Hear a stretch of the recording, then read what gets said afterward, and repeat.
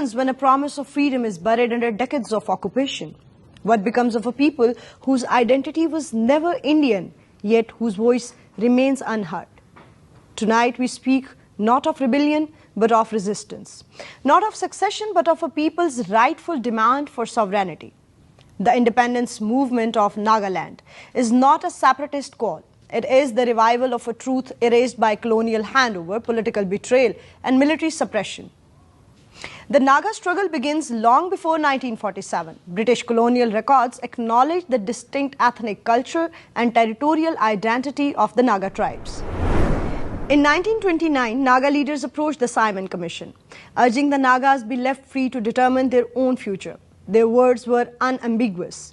"We are not Indians, leave us alone as in ancient times," they said.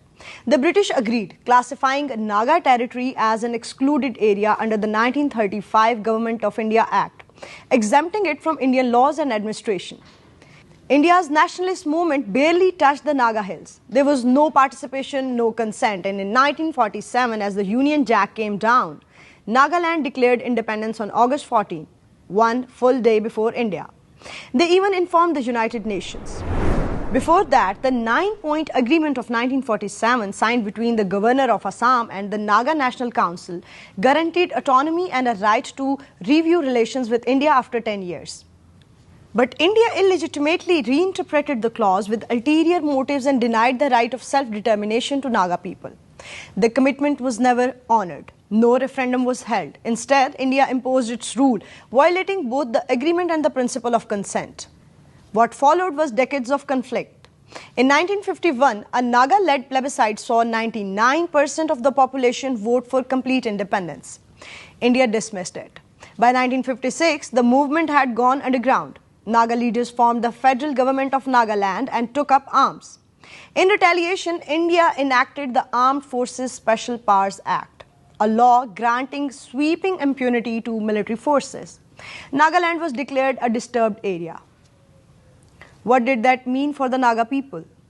Entire villages were uprooted. Suspected sympathizers were detained without trial. Homes were burned. There were mass rapes, executions, torture. One village in Tiesang documented atrocities from 1954 to 1964 in what they call a martyr's diary.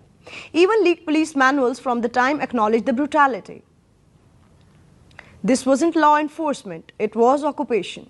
Yet the resistance lived on, not in hatred, but in hope. Hope that the world would remember that Nagaland was never legally part of India and never agreed to be. Let us turn now to law. The right to self-determination is enshrined in Article 1, Subclause 2 of the UN Charter and in Article 1 of the International Covenant on Civil and Political Rights. A treaty India has signed. It states all people have the right to self-determination. By virtue of that right, they freely determine their political status. Who qualifies as a people? Nagas do, by every legal, cultural and historical definition. They have a common identity, a shared history, a language, a homeland. Their demand is not new. It has endured every regime, every peace accord and every betrayal. The 9-point agreement signed just before independence was in effect a bilateral contract between India and the Naga National Council.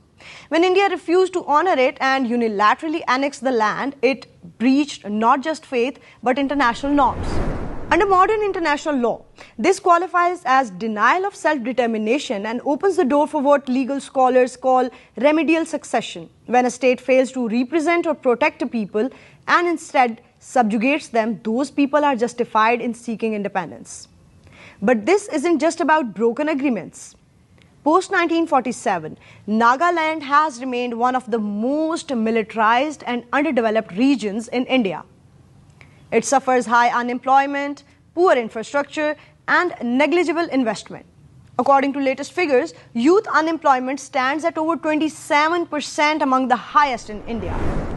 The state depends on central grants. Its economy is stifled, its culture is neglected, its autonomy is illusionary. Worse, even recent peace efforts have stalled. The Framework Agreement of 2015 between the Indian government and the NSCN promised a political solution, yet nearly a decade later, no permanent settlement has emerged. Delhi refuses to discuss a separate constitution or flag. Talks drag on, trust fades. This isn't peace, it's paralysis. India claims Nagaland as an integral part, but when were the Nagas ever asked? When was their referendum held? When did they agree to merge? The truth is, they never did. Same is the story of Indian allegedly occupied Kashmir and other Indian occupied regions. And globally, the world has seen this before. East Timor, a small territory occupied by Indonesia in 1975, despite declaring independence after Portuguese withdrawal. The UN intervened. In 1999, a referendum was held. The people voted overwhelmingly to separate. In 2002, East Timor became a sovereign nation. The world recognizes their right. If Timor and Sudan deserved independence, why not Nagaland?